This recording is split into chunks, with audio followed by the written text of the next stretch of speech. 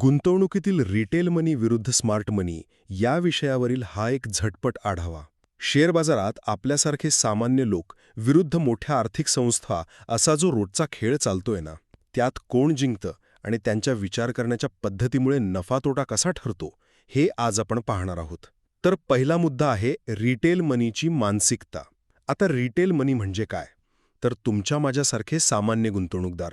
बघा, एखादी सुटलेली ट्रेन पकडण्यासाठी जशी लोकांची धावपळ उडते ना, अगदी तसंच बाजारात तेजी आल्यावर फोमोमुळे, म्हणजे एखादी मोठी संधी हुकण्याच्या भीतीने आपण घाईघाईत महाग शेअर्स घेतो आणि मग बाजार पडला की घाबरून तेच शेअर्स तोट्यात विकून मोकळे होतो. आता दुसरा मुद्दा म्हणजे स्मार्ट मनीची रणनीती. स्मार्ट मनी म्हणजे हेज फंड्स आणि बँकांसारख्या मोठ्या आर्थिक संस्था. जिथे आपण भावनेच्या आहारी जातो तिथे या संस्था कशा जिंकतात?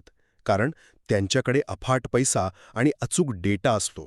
बाजार पडलेला असताना ते अगदी शांतपणे स्वस्तात खरेदी करतात आणि आपण तेजी बघून जेव्हा बाजारात उडी मारतो तेव्हा तेच लोक आपल्याला महागड्या भावात माल विकून आपला नफा खिशात घालतात.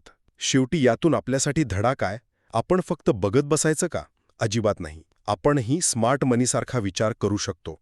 कोणत्याही चुकीच्या हाईप किंवा गर्दीच्या मागे न धावता डेटा आणि संयम वापरून दीर्घकालीन ट्रेंड्सवर लक्ष केंद्रित करणं अगदी गरजेचं आहे.